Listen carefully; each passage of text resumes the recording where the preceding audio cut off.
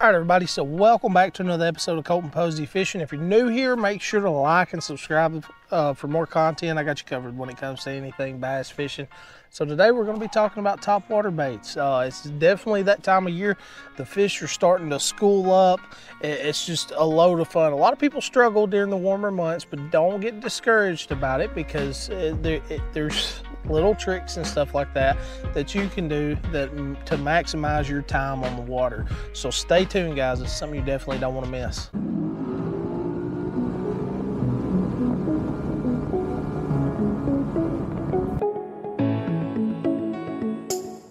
All right, guys, so let's talk about topwater baits. So this time of year, the bass are schooling up. I mean, you know, you'll have fish that's deep, especially in spotted bass fisheries. This is what a lot of people don't understand.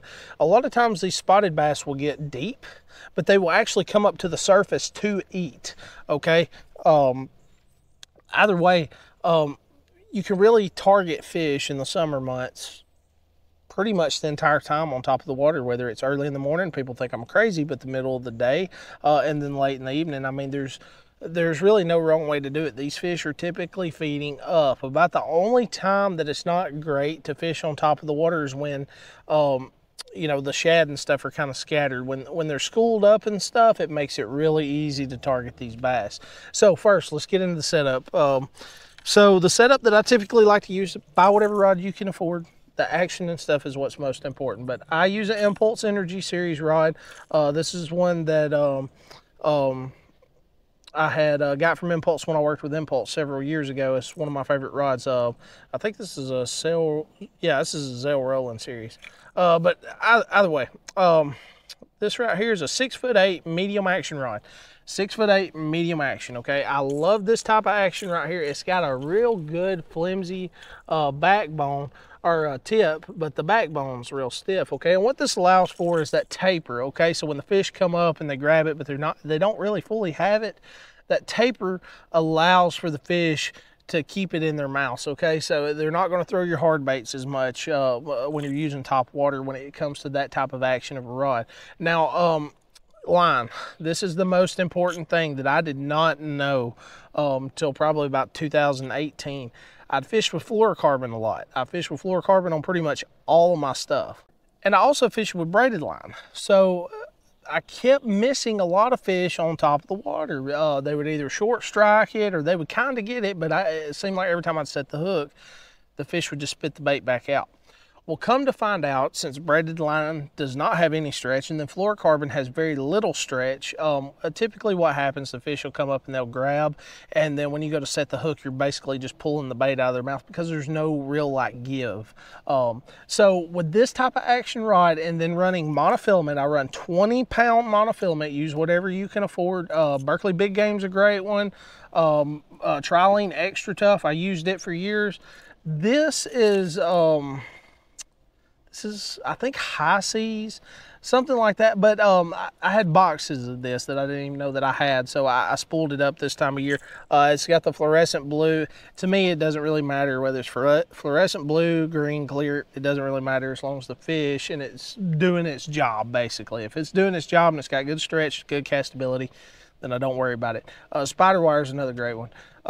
But either way, that's typically the line that I run. And the reason I run monofilament is it has stretch, okay? So with the taper of the rod, this type of action, and then with the monofilament, I have a lot of give in the bait when they come up to attack the bait. So you will not miss as many fish. You know, most of the time they'll come up, hit it, and then pull it back down. You set the hook, you got them. They come up, they'll shake their heads.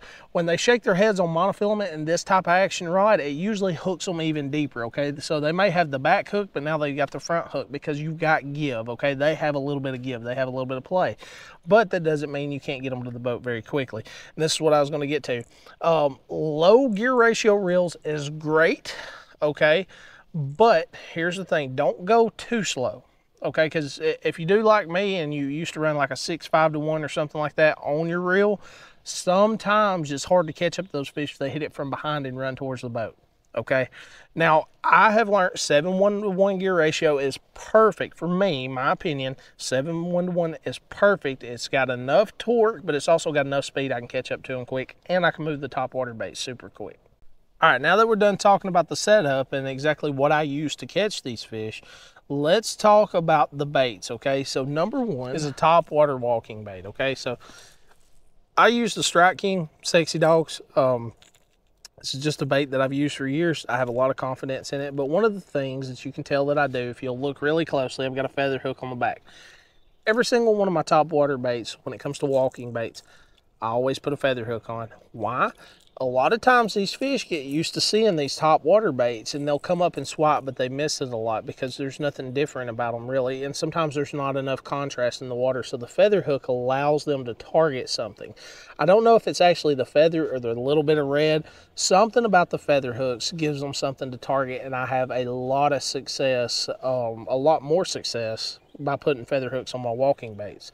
Now another thing I do, I always swap my front hook out to a short shank Gamakatsu EWG treble hook. I always do that because the EWGs, it just seems like they hook up a lot better, in my opinion. I have a lot of confidence in them. Plus, check this out.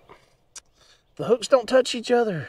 That's a great thing. So the hooks are not getting tangled up when you're running the short shank and stuff like that. So you don't really have to worry about the hooks grabbing each other. But summer, like dead summer, I'm working this bait super fast. If you haven't saw how I use these baits during the summer, check out my Dog Days of Summer video and I'll explain everything there. But you're working this super fast in the warmer months. Now spring and stuff, it kind of varies. So right now, this time of year, it kind of varies. Sometimes you have to pop, pop, stop, pop, pop, stop, pop, pop, stop. You know, work a stopping in between your movement and stuff. But other times you can just work it, you know, really fast or, you know, kind of speed it up a little bit. If they're short striking, it's either something to do with the color of the bait, which 90% of the time it's not. It's just how fast you're going. So if they're short striking this, speed it up. Speed it up, okay? And if they come up and they miss, this is a little trick I wish I'd have knew when I was a kid because I missed so many fish like this. If they come up and they miss it, do not reel up and throw back at them, okay? Keep, you know, working the bait even if you miss them, because 9 times out of 10 they'll run it back down and hit it again. Now that we keep talking about the top water baits, let's talk about the difference, okay? So you have just your regular top water bait like I just showed you here. It's got the multiple rattles. And then you've also got the same top water walking bait, but this one is called a hard knock. This is by Heading. Okay, Strike King makes their own. It's called a hard knock. But either way, I don't have any of the Strike Kings. I have the Headings. They work just as good. But it's got one big rattle. It's a little bit different. I typically use the deeper rattle or the bigger rattle when the fish are deeper. Okay, so if they're coming from 20, 25 foot, coming up and busting this, spotted bass fisheries, y'all know exactly what I'm talking about.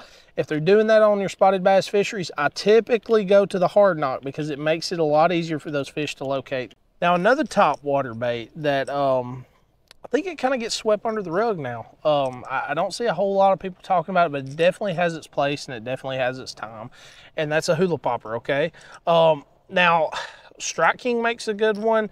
This one was actually, I've had this one for years. This was an Excalibur XZ23. These right here, I don't know what it is. I love the action of this bait. I've caught tons of fish on this bait. Typically what I do, you can see I got the hooks off of it now, but I do the same thing. Short shank EWG up here and a feather hook back here. But I typically run my poppers when the water is either slick calm or there's just a tiny bit of wind, but the fish are pushed up in grass or something like that or close to the banks and stuff, and I need them to come a little bit further out. That's typically when I'm going to run my poppers. Now my poppers run 2 different ways. During the summer, I'm pop, pop, pop, pop, pop, short pops, but really fast, okay? During the spring and fall and stuff like that, sometimes during the fall, not all the time, but mostly during the spring, I'll do a pop, pop, stop, pop, pop, pop, pop, stop, one pop, and you know, just kind of mix it up a little bit here and there. But that's typically how I do a popper. Same setup. All right, another great top water bait that I don't hear a whole lot of people talk about anymore, and that's prop baits, okay? So you're heading torpedo, okay? This is old school heading torpedo. This is just a chrome color.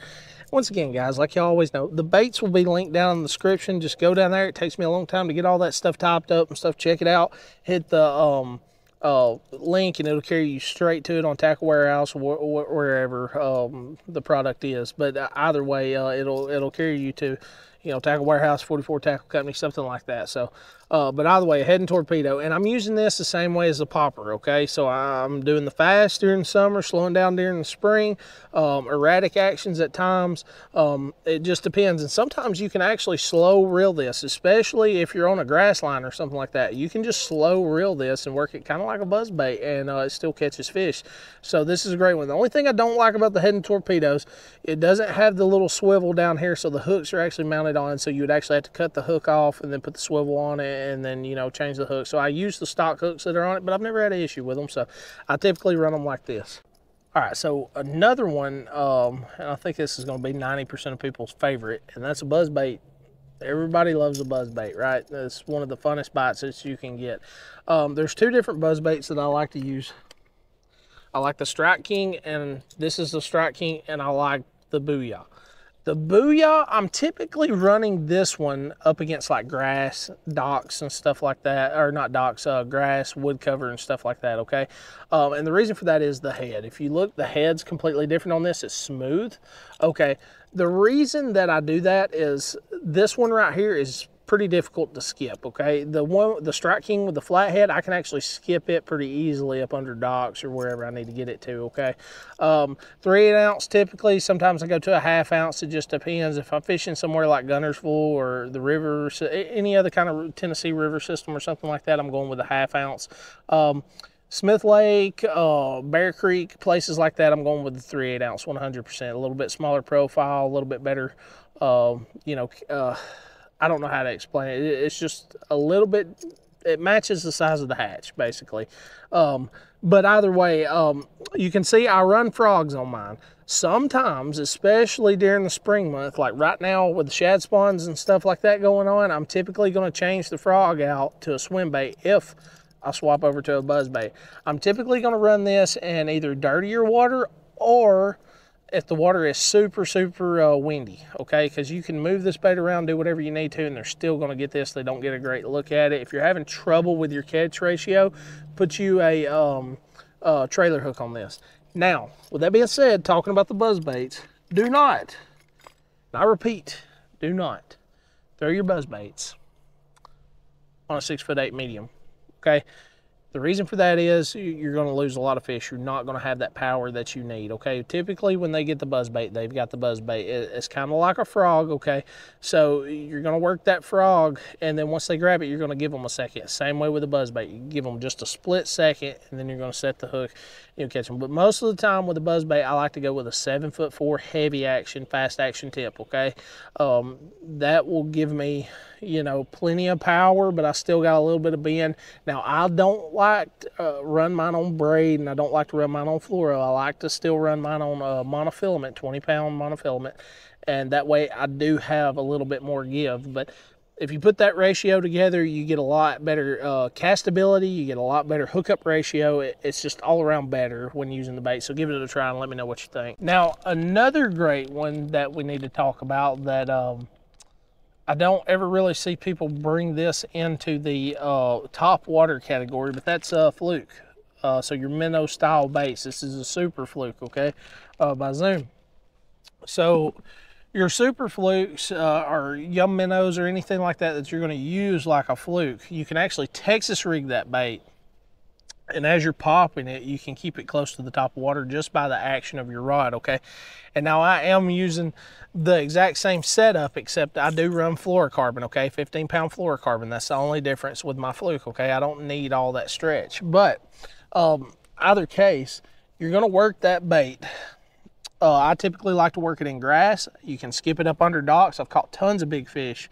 If you hadn't saw my live video I did on Smith Lake where I caught that 7-pound largemouth under the dock that was spawned out, that one right there, I caught it on the fluke doing that exact technique, skipping it up under docks in the middle of the day, working it out real slow. That thing come out and choked it right there. So that's a good option for a top water bait. The faster you move it and the higher you keep your rod tip, you can keep it up close on top of the water. If you're in a spotted bass fishery where they're going nuts on threadfin shad or blueback herring or anything like that, that's a great technique, especially if you've got two people in the boat. You got one running a topwater walking bait, you got one running the fluke barely right up under the water or close or on top of the water, then you can really double up on fish, okay? All right, guys, so let's talk about frogs. So this is another great one. I like running frogs on the 7'4" heavy, but I like running braided line.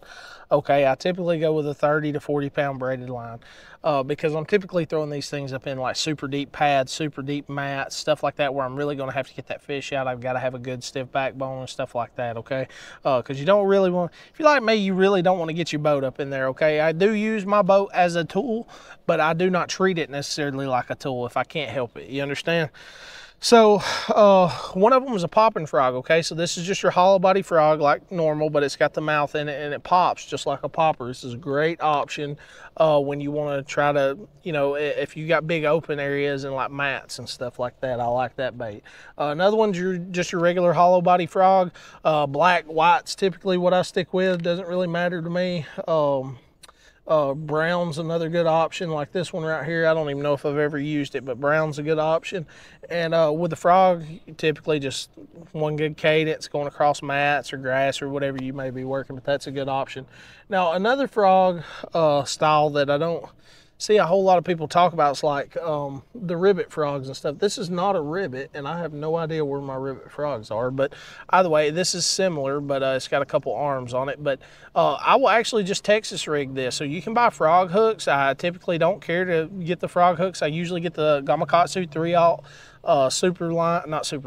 super deep throat Gamakatsu hooks, and I will just Texas rig this and throw it out there, and I reel it across the top of the water same way. And the legs, they just kick as it goes across the top of the water. Bloop, bloop, bloop, bloop, bloop. Wear it out, man. It's a lot of fun, especially if you're pond fishing. Pond fishing, you'll kill them on that. So by the way, guys, that's it. That's my setups. It's topwater baits. That's why I use what topwater baits or whatever, and blah, blah, blah, blah, blah. But either way, hey, I appreciate y'all. Don't forget to like and subscribe. It helps me out a whole lot. You can do it.